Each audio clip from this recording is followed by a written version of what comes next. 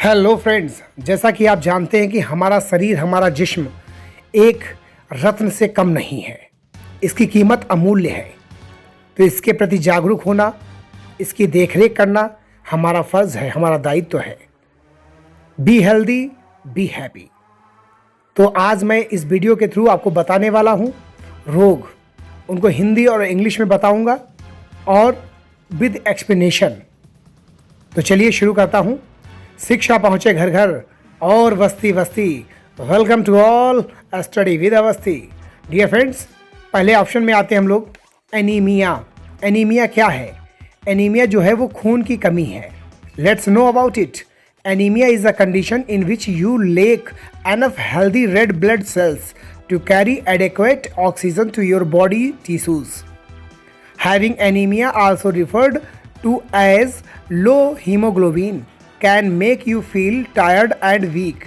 There are many forms of anemia, each with its own cause. चलिए हिंदी में जानते हैं।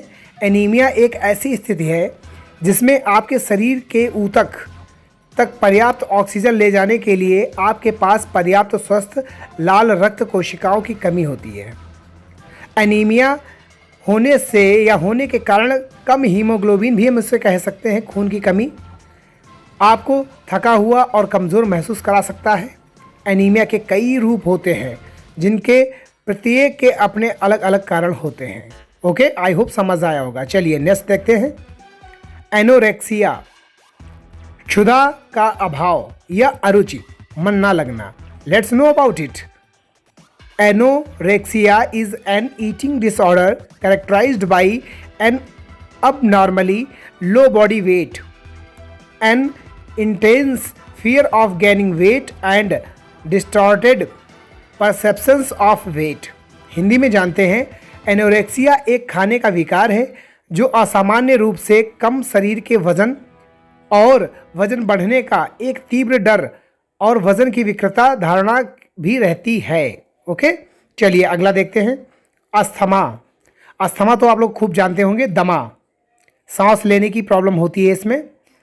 Asthma is a condition in which your air narrow is can make breathing difficult and trigger coughing, whistling a sound, जिसको बोलते हैं wheezing, when you breathe out and shortness of breathe.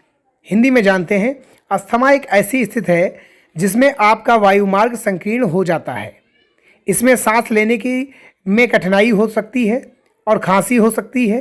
जब आप सांस लेते हैं या छोड़ते हैं तो सीटी की आवाज़, घरघराहट होती है और सांस लेने में तकलीफ होती है। ओके, चलिए नेक्स्ट देखते हैं। बाल्डनेस, गंजापन, बालों का झड़ना, ये होता है बाल्डनेस। नेक्स्ट देखते हैं। ब्रोंकाइटिस। ब्रोंकाइटिस, फेफड़ों में सूजन होती है। ये क्या है? Let's know about it.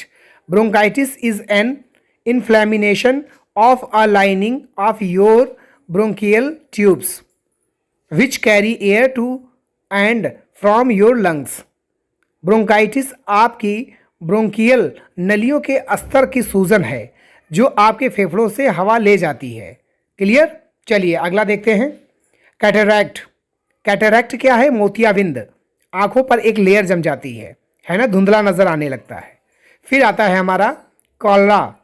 ये कॉलरा क्या है? हैज़ा, कहते हैं ना इसको, हैज़ा हो गया तो उसे इंग्लिश में कॉलरा कहते हैं। फिर आता है हमारा कॉन्स्टिपेशन। कॉन्स्टिपेशन क्या है? कब्ज़, जिसको हम बोलते हैं बदहज़मी। क्लियर?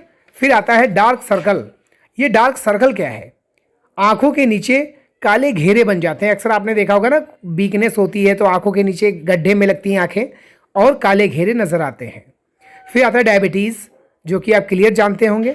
मधुमेह, शुगर, जिसे हम कहते हैं कि हमारी जब पेनक्रियाज इंसुलिन बनाना कम कर देती है तो हमें शुगर की शिकायत होती है।